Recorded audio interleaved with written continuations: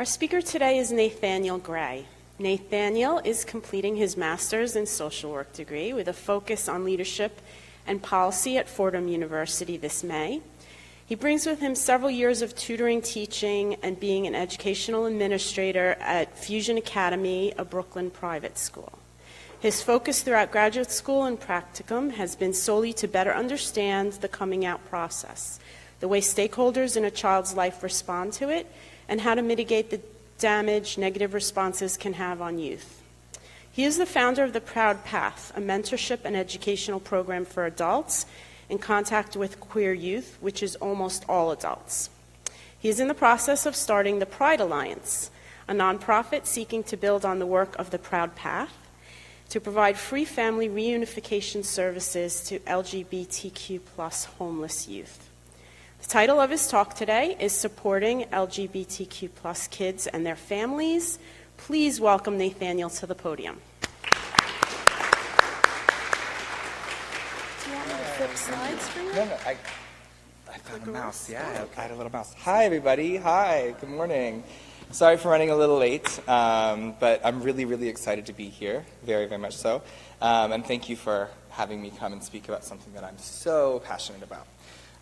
So what I thought we would do today is I always like to start off any of my lectures with foundational vocabulary, right? So I don't think you can have a conversation about something unless you know how to move into sort of an exercise to develop some empathy and maybe awareness around the queer youth experience, and then moving into what we can do, all right? So first of all, as part of the Proud Path, I've kind of created this little concept of a queer penguin that I've named Tuxedo, and I employ a lot of humor, so please laugh, please, God. So what I've done is used like sort of an iceberg metaphor, right? So what we have here is this little guy, or girl, or person, penguin, named Tuxedo, and Tuxedo, I mean, I could read all this, but essentially the idea is like, Tuxedo is this queer penguin, and Tuxedo's standing on this iceberg, and that iceberg, like, we know how icebergs work, right? So we see all of the top part of what their experience is like, and yet there is much more going on underneath the surface for this little penguin's life. All of the internal struggles and microaggressions and frustrations with policy and disappointments and excitements, like all of these things that are under there that I think popular culture sometimes doesn't do the best at acknowledging, okay? So the first thing we're gonna do is go right to terminology. All right, so LGBTQIA, typically, and there are always new things coming up all the time, and that's okay. So typically, though, we have lesbian, gay, bisexual, transgender. That's the stuff most people tend to know. And then queer, questioning, intersex, asexual, ally. So we're going to just go over to Tuxedo, who's been branded, with all of these little logos, right? And so just to kind of, I'm a visual thinker, so just to kind of give you like a visual on how someone identifies. So 2 symbols for female represents someone who identifies as a lesbian, and just it's important to note that these are people who identify as female, who are attracted to people who identify as female. And so like that's a really important sort of extra distinction to make in there. Because a lot of times I know, especially people in the trans community, kind of have their sexuality or orientation taken away from them because of their identity as a gender. So moving on, same concept, someone who identifies as male, who's attracted to someone else who identifies as male, gay.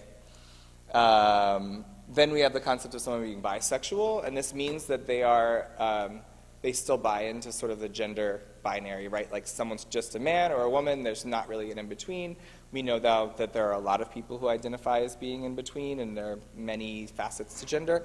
So someone who's bisexual, they're attracted to someone identified as the other gender from theirs or as the one that they identify with.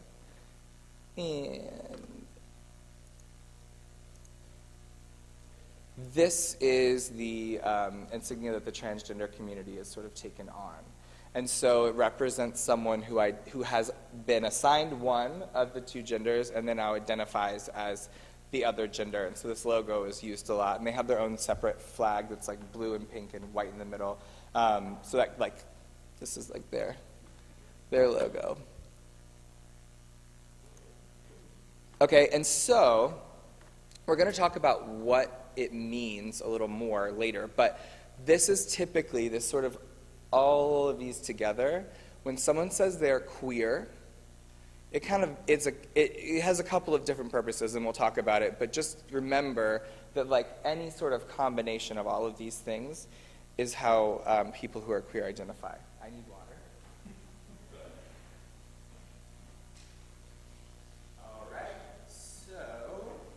On.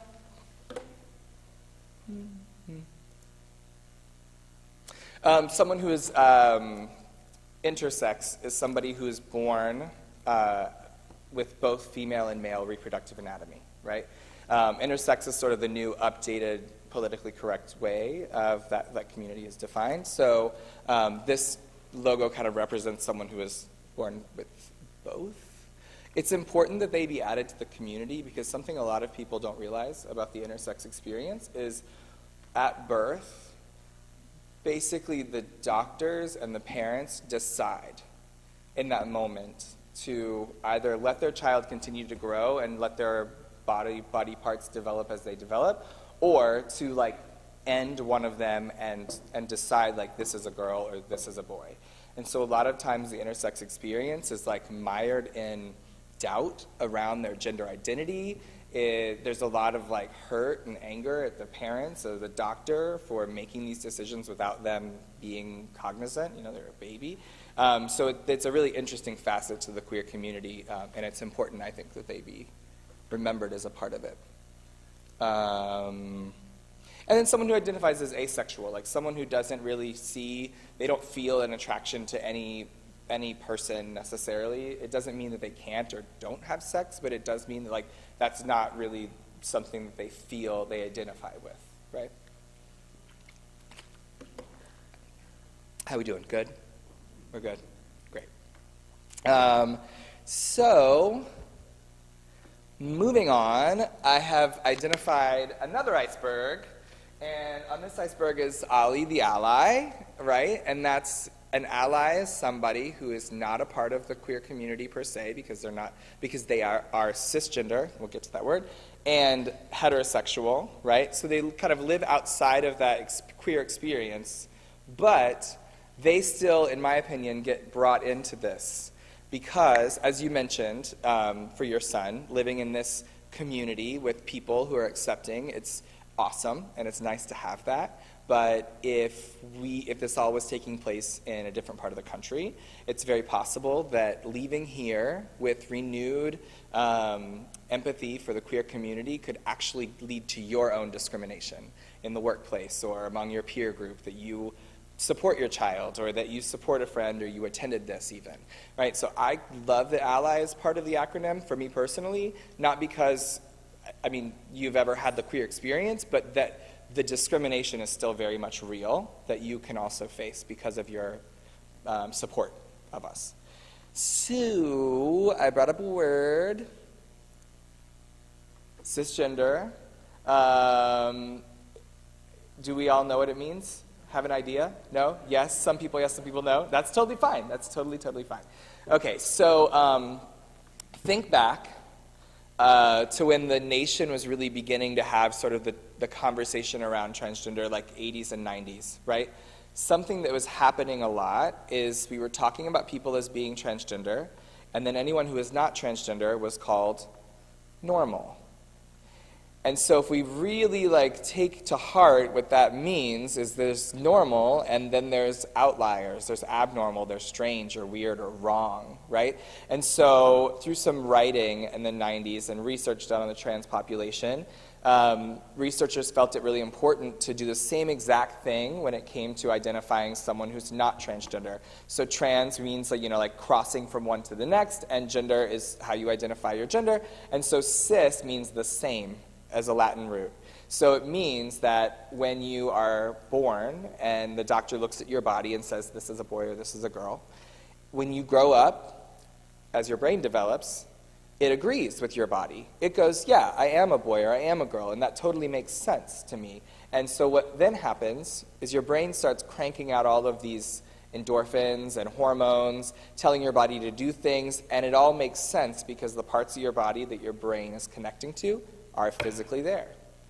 But there are a lot of people who are not of that experience, and so what happens is their body starts telling them things that they want to be or do, and there's not a physical thing there to have happen. And so it's really important to identify that that's why it's the same, because those two things match, or trans because they don't and you have to transition. Does that make sense? So do we all realize that for the most part everyone in here identifies as cisgender, and that's like your position in the gender conversation? Yeah? Okay, good. I am too. You know, like, I think it's really important that we have that conversation. So the word queer, I didn't like it growing up. It certainly got thrown in my face a lot as a LGBT kid. By the way, I should have told you, I'm from like Southern Ohio, a town of 4,000 people. Both of my parents met in the Marine Corps, where we were raised in a Southern Baptist church. So I am very well versed on the like sort of Midwestern Southern experience of growing up queer in that space. And a lot of transformation has happened, but there's still a long way to go. So growing up in that environment, the word queer was not a word I enjoyed.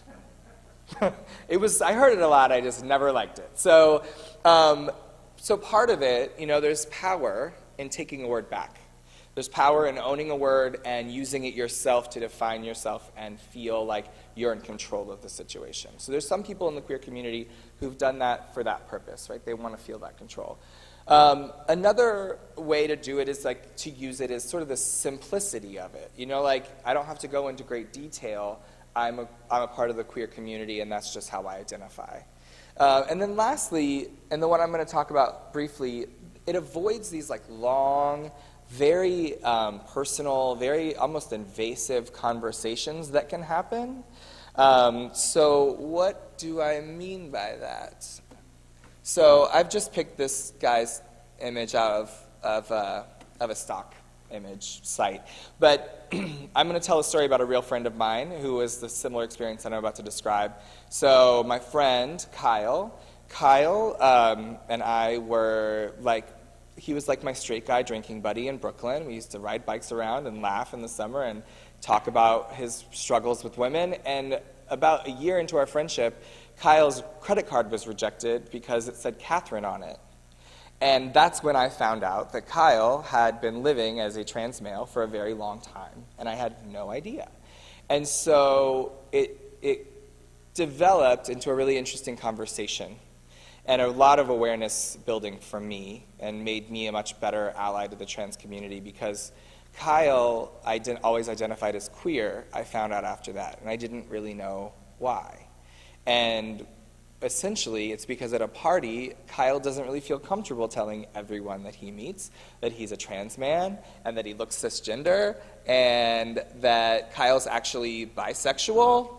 And so there's all of these things that if Kyle goes into, you know, it's so simple for so many of us, like, oh, I have a fiance, I have a girlfriend, I have whatever. For Kyle, it becomes this like multi-layered conversation deep into the, like plumbing the depths of his own human experience just to tell somebody all of these things about themselves, and for what purpose, you know? So for Kyle, it was always just easier, and for a lot of trans people, it kind of becomes easier to just identify as a queer individual and leave it at that. So that word has a lot of different possibilities in our community and like purposes. Okay.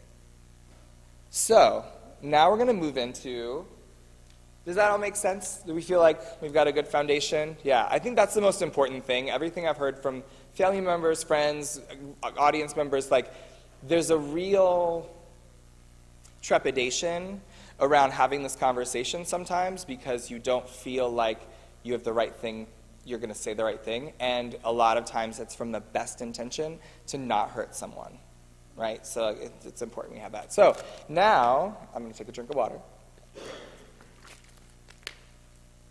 And we are going to do an exercise, and you're all going to close your eyes, and you're going to trust me, okay? I'm not going to take any stuff. Okay, so we're going to close our eyes. And I always start this off with some collective breathing. So everyone exhale, 1, 2, 3, out. Great. And inhale, 1. Exhale. We're doing 2 more. Inhale. Exhale. Last one, in and out. Okay. So, I want you to go on a little memory tour with me. I want you to think back to the first time that you looked at someone, probably in a grade school classroom, and you got the sweats, and your heart raced a little bit, and you thought like, I could write one of those notes that says like, do you like me? And hopefully they do. So, like all of those like tingly, fun, sweet, like lovey-dovey sensations you felt, and then remembering like, did you take the chance? Did you like brave it and write the note and fold it up and put it in their jacket or hide it on their desk? Did they read it? Did they respond to it? Right? And then how did it feel to get that response? And then from there, did you start dating someone? Did you get to hold their hand? Was it like electricity or like sweaty palms or like fear holding their hand? What did that feel like? Who are they? Remember their name? Remember their haircut or whatever they were wearing? Right? And then maybe like at a certain age your family got involved, like, we'll drive you on a movie date. We'll take you somewhere. We'll get you a new shirt for, to go to the prom or to go to homecoming, and this sort of community support around that budding, beautiful, fun, cute, innocent relationship.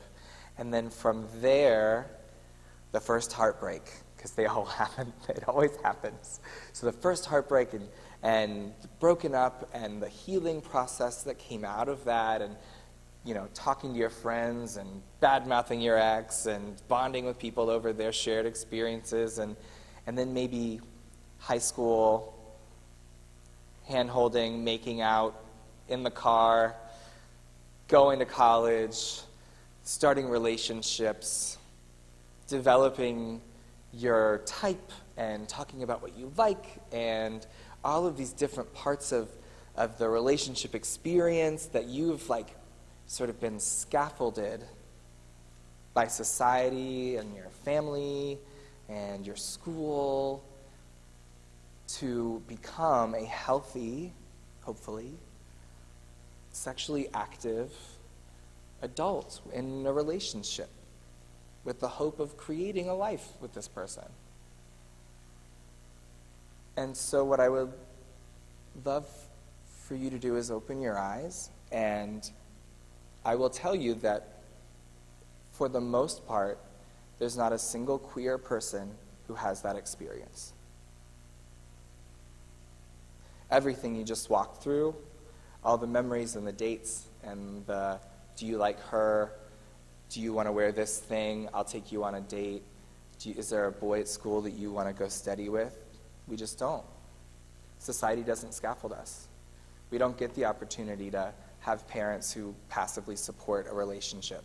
Or even like the stereotypical dad waiting downstairs with scaring the boyfriend. Like all of these like facets that we have in our culture about having relationships with people are strictly created for straight people who are cisgender. And so a lot of times for queer people, unfortunately, we have to find our community in other ways. We have to wait until we're old enough to come out and move to a big city.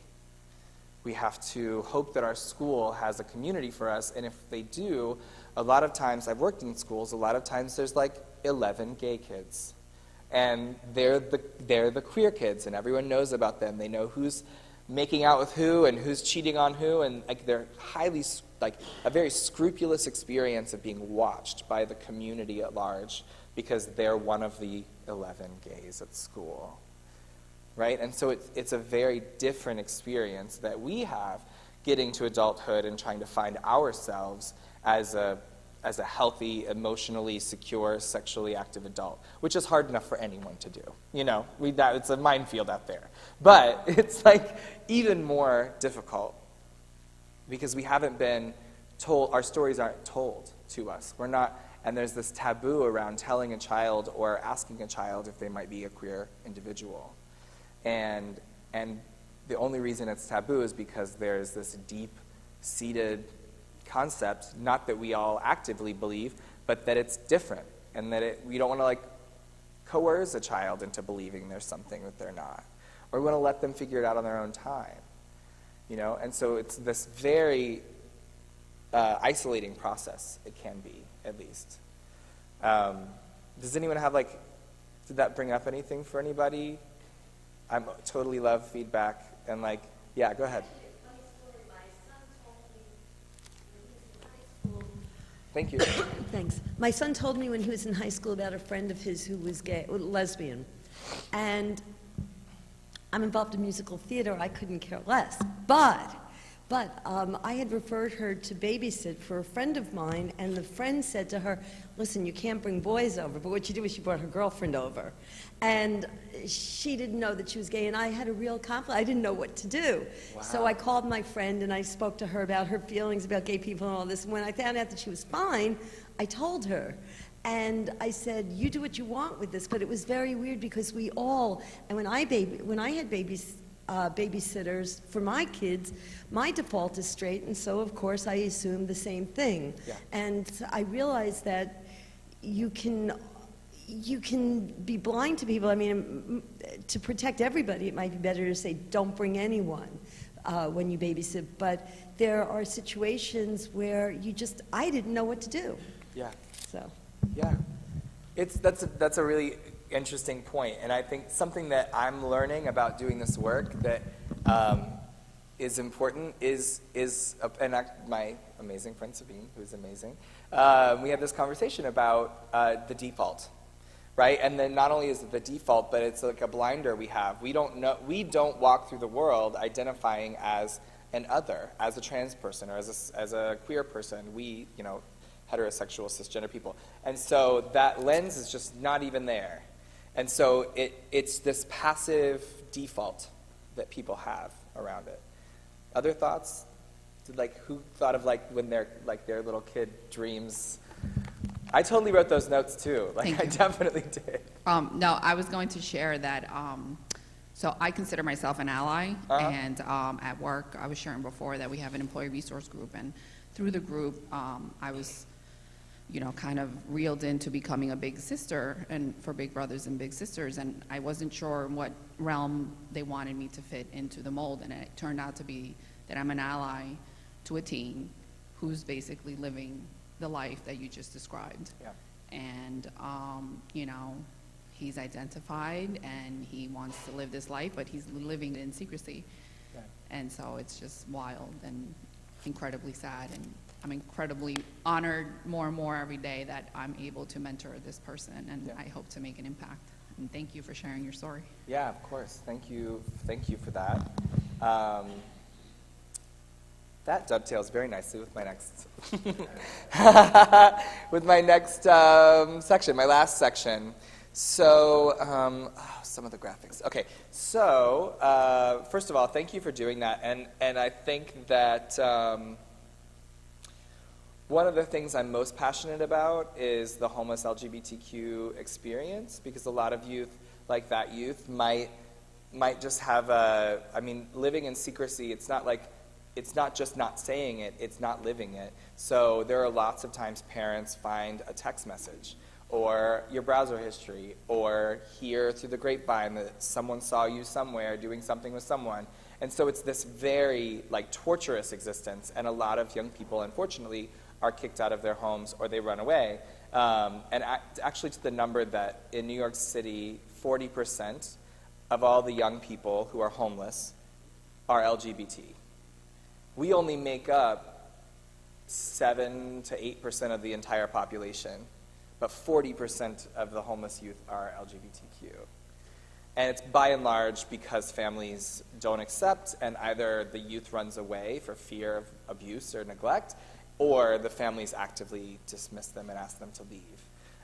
So the secrecy is really pervasive and kind of dangerous. And so what I'm going to talk about now is I've got this little adorable boy up here, and I always call him Joel, and Joel is Jewish, right? So if Joel is Jewish, how does Joel even know that he's Jewish? Well, Joel's dad in a gray block, instead of his mom's photo, told him. He's like, yeah, we're Jewish. They talked to him about being a Jewish kid. He's learning Hebrew. And then, like, what are other parts of his life that Joel finds out he's Jewish? Well, Joel has got, like, grandparents who are also Jewish. And so, he knows when Hanukkah is, and he knows when Yom Kippur is, and Rosh Hashanah, and what they mean. And he goes to temple, and maybe Joel's even in, like, Hebrew school getting ready for his bar mitzvah. And then Joel's got some Jewish cousins over there. And so that's like the sort of immediate way that Joel knows about being a Jewish person, and then what it means to be a Jewish person and the history. But then if we really pull out and look at the entire scope of Joel's life on all levels, right? Like at the macro level down to day-to-day interactions, Joel might identify as being Jewish also because of, again, like the school that he goes to, and he sees all these other Jewish kids and they talk about it. Joel could also be told about the history, the rich history of his family, and also, in all likelihood, depending on how many generations you go up, the horrible experience that many family members lived through in the 30s and 40s in Europe, and the persecution that happened of his people, and how that really coalesced. And if you've ever been to like a Passover Seder, they often talk about like the history that they've experienced. And so it's a life of being Jewish. Everyone in his life, everyone that he knows, and even like, I always say like at the sort of top level, like famous celebrities who are openly Jewish and talk about being a Jewish person, right? And so there's all of these lenses, there's all of these places in Joel's life where he's being like validated for being Jewish, and I understand my culture, and I'm attached to this rich history of an experience in America and the world at large, right? So let's look what it would be like. Oh my gosh. Let's look what it would be like if Joel, this is supposed to be Joel, if Joel were transgender, right? And Joel's parents are totally accepting about the fact that Joel's transgender, and Joel comes out, and then by age like 12 or 10, Joel is completely living as the gender identity that Joel identifies with. So from there, we pull out, I've used the upside down pink triangle to signify that Joel is part of the queer community. Does anyone know why that specific symbol? Yeah? Nazi Germany, gays were identified with a pink triangle. I didn't realize it was upside down, though. Yeah. It was used, so a lot of people don't know, and this is, I also, from my education background, do work with teachers trying to make sure that they know to be inclusive of queer stories in their curriculum. But a lot of people don't know that over 100,000 gay men were rounded up during the Holocaust as well, and they were put in concentration camps and murdered as well. And it's very much a part of the LGBTQ like history that kind of gets glossed over sometimes. The Nazis tried to convert them. They used to hire prostitutes and bring them in. And that's great. Their goal, I'm sorry? That's amazing. I didn't know that. No, I read a couple of books about that. And the Nazis did not want to kill them because their goal was to promulgate the Aryan race. Yes. So if somebody wanted to survive, usually what they did was they admitted that they were converted, but their goal wasn't initially to kill them. Wow, that's really interesting. Yeah. They killed a Well, they lot killed- of them. they killed a Yeah, lot but that of wasn't them, the, I think the book is called The Pink Triangle, actually, if Yeah? I'm not mistaken. So. Thank you. Yeah, no, it's interesting because that's not as well recorded a part of the narrative. And also, like, they were rounding them up based on a law that was basically like homosexuals are against the law kind of policy, which existed until the 70s in Europe. And there are still many nations in Europe. I want to say one of the Scandinavian nations, just like 10 years ago, did basically like a formal apology to the fact that the queer experience was so horrible and still illegal for so long. So, Joel, parents, anyone with a pink triangle is somebody who is a part of the queer experience, who is in Joel's life, right? And so now if we go back to that first conversation we had about Joel, where did he learn about his queerness from? Not his parents, right? And so further out, like where? And so maybe, and oftentimes in older generations it was sort of latent and they didn't discuss it, but there's maybe a grandma who identified as being queer but kept that to herself or himself and didn't discuss it. And so Joel didn't get that connection with someone in his family to help him identify as being LGBT. So again, if we just pull all the way out, if we look at how sparse this is with just the pink triangles there, those are the spaces in Joel's life that Joel gets information, connection, education, support around being an LGBT person from other people who are also LGBTQ+, right? So if we go all the way here, I've taken the ones out that aren't. And if you consider the robust network of people that Joel had at his disposal from birth, helping him see how he's a Jewish person, how being Jewish is important in their life, how the Holocaust affected his family's entire trajectory, how a nation changed because of Jewish people, right? Like all of these amazing and powerful stories that help Joel identify on a day-to-day, hour-to-hour, minute-to-minute basis who he is in the world. And yet, as a queer individual, does not have any of that, really. And it depends, it's kind of the luck of the draw, it depends on the family, having parents who support, right? It is exactly that. It's the luck of the draw. There's a transgender kid being born in a family right now, probably, who does not support it whatsoever. And so that child's experience growing up will never be from a place of support. And so, like, that's kind of where my like burning passion lies for all of this work. But so, what I advocate for, and this plays so perfectly into the question that you asked. Thank you. The question before is how do we, as adults, how do we as straight cisgender adults deal with this? Help, support. And so, a lot of this work I did started in schools. And it was to advocate that teachers, obviously support the LGBTQ cause and community, but finding a way to live that support. So that you're not walking up to a child and like looking at them and saying like, I support the LGBTQ experience, you know what I mean? Like, you're sort of outing, like, yeah, I got you. It's just walking the walk and talking the talk. It's having comfortable conversations around the persecution the queer community experiences. There's literally right now, at the Supreme Court level, a case for people to try and be allowed to discriminate against LGBTQ people openly in their business, all because of a cake. Like when you really think, or if now that you've developed this empathy lens, and I've kind of shared what my experience was growing up, can you conceptualize the fear that lives in me day to day around the fact that there are still not just one, but hundreds of thousands, if not millions of people who openly support the idea that if I walk into a restaurant, I can be told no and kicked out?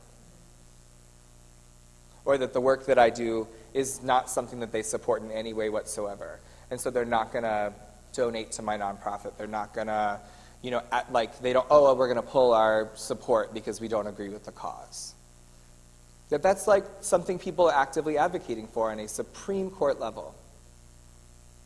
So having compassionate and consistent conversations around these issues that affect our queer people's lives is an awesome way for you to show passively the support that you have for the community. Having a rainbow flag somewhere, having a pin that's an upside-down pink triangle, they say silence is death, that's from the 80s AIDS movement, having books, reading books, seeing movies, having conversations, introducing your children to queer people, and normalizing, I wrote a curriculum for teachers to make the LGBTQ experience as boring as a word problem in 6th grade. Like a word math problem that's so dull, like one train, the other train, in the middle, where are they going to meet, all that nonsense. So it's like, where's Joel's mom? How long is it going to take Joel's mom to get to pick up Joel's mom at the grocery store? Normalize it. Make it boring, please. Like, we are not always that exciting, you know? Like, we're just humans, and the experience that we have deserves to be talked about. And so I actively advocate for passive support, right? Like, really just live it, day to day, hour to hour. If you want to go to march, awesome. Definitely go to a march. Go to the Pride March. It's incredible. But I think the change that we're hoping to see in the world and in culture right now is the hour-to-hour experience that LGBTQ people face growing up. And that is pretty much what I've got for you today. So thank you so much for listening.